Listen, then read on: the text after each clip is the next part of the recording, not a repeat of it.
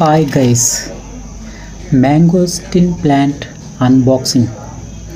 ನಾನು ಮ್ಯಾಂಗೋಸ್ಟಿನ್ ಗಿಡವನ್ನು ಆನ್ಲೈನ್ನಲ್ಲಿ ಆರ್ಡ್ರ್ ಮಾಡಿದ್ದೆ. ಅದು ಇವತ್ತು ಬಂತು.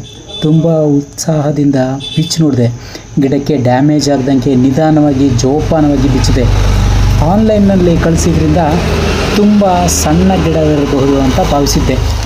ಆದರೆ ಅನ್ಬಾಕ್ಸ್ ಮಾಡಿದಾಗ ಗೊತ್ತಾಯಿತು, ಗಿಡ 1.25 ಅಡಿ ಎತ್ತರ ಐತೆ. 1.25 ಅಡಿ ಉದ್ದದ ಪ್ಯಾಕೆಟ್ನಲ್ಲಿ 1.25 ಅಡಿ ಉದ್ದದ ಗಿಡವನ್ನು ಮಡಗಲಾಗಿತ್ತು. I am so happy. ಇದನ್ನು ಸಾಗಾಣಿಕೆಯ ದೃಷ್ಟಿಯಿಂದ ಅವರು ಒಂದು ಸಣ್ಣ ಕವರ್ನಲ್ಲಿ ಹಾಕಿ ಕಳಿಸಲಾಗಿತ್ತು. ಈ ಮ್ಯಾಂಗೋಸ್ಟಿನ್ ಗಿಡವನ್ನು ಯಾವುದಾದರೂ ಮರದ ನೆರಳಿನಲ್ಲಿ ನೆಡಬೇಕು. ಇದು ತೇವಾಂಶವನ್ನು ಇಷ್ಟಪಡ್ತಕ್ಕಂತಹ ಗಿಡವಾಗಿದೆ.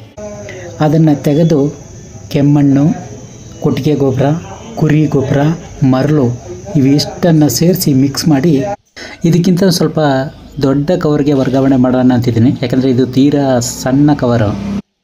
ಈ ಮ್ಯಾಂಗೋಸ್ಟಿನ್ ಗಿಡವನ್ನು ಕೆಲವು ನರ್ಸರಿಗಳಲ್ಲಿ ದೊಡ್ಡ ಡ್ರಮ್ಗಳಲ್ಲಿ ಬೆಳೆಸಿದ ಹಣ್ಣು ಬಿಟ್ಟ ಮರವನ್ನು ಸಹ ಮಾರಾಟ ಮಾಡ್ತಾರೆ.